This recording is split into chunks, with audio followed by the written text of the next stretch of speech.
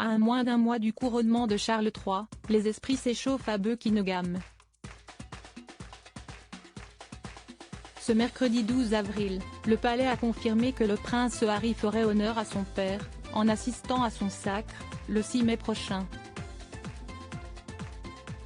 Une annonce qu'attendait avec impatience la presse britannique, qui s'est par ailleurs étonnée du fait que ni Meghan Markle, ni les enfants du couple ne seraient présents à Londres. Après des mois de négociations ardues entre la firme et les Sussex, un nouveau casse-tête s'est présenté aux équipes en charge de l'organisation de la cérémonie historique. La place de Harry dans l'abbaye de Westminster a notamment été le sujet d'intenses discussions entre le duc et la couronne, avant que sa décision de se rendre au Royaume-Uni ne soit rendue publique. Avant d'accepter l'invitation de son père au couronnement, le prince aurait en effet demandé à faire partie du cortège de calèches qui ira de l'abbaye jusqu'à Buckingham Palace après la cérémonie. Sachant que son frère William, Kate Middleton, Sophie et Edward d'Édimbourg, la princesse Anne et Timothy Lawrence, ainsi que le duc de Kent et sa sœur, la princesse Alexandra, en feront partie. Le fils de Lady Diana aurait également exigé d'être mieux placé dans l'église que lors du jubilé de platine de sa défunte grand-mère, Elisabeth II, en juin 2022.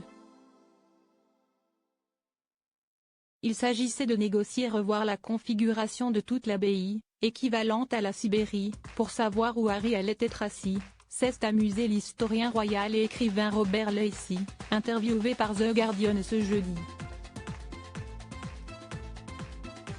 Supérieur à Prince Harry et Camilla, retour en images sur une relation mouvementée et l'échec cuisant des négociations entre Harry et Buckingham Palace. Malheureusement pour Harry et à en croire ce même expert, le prince n'aurait pas obtenu gain de cause. Si est d'ailleurs pour cette raison, l'échec des négociations entre Harry, Meghan et Buckingham, que l'américaine aurait finalement choisi de rester en Californie. Selon l'expert royal Richard Fitzwilliam, qui s'était exprimé sur le sujet dans OK Magazine le 26 mars dernier, le souverain de 74 ans avait prévu depuis déjà bien longtemps de garder William et Harry éloignés, afin d'éviter toute tension ou image choquante en direct. Autre point de discorde entre le père d'Archie et Lilibet Diana et sa famille, sa place sur le balcon du palais. Alors que Charles III ne souhaite y montrer que les membres actifs de la royauté, son fils cadet s'y est vu refuser l'accès, au même titre que celle que l'on présente comme la petite fille préférée d'Élisabeth II, Lady Louise, et son frère James. Pour Robert Lacey, l'inflexibilité du roi par rapport aux demandes de son fils serait une manière de lui faire comprendre que ses attaques à l'égard de la couronne, sur Netflix comme dans ses mémoires, ont aujourd'hui des conséquences.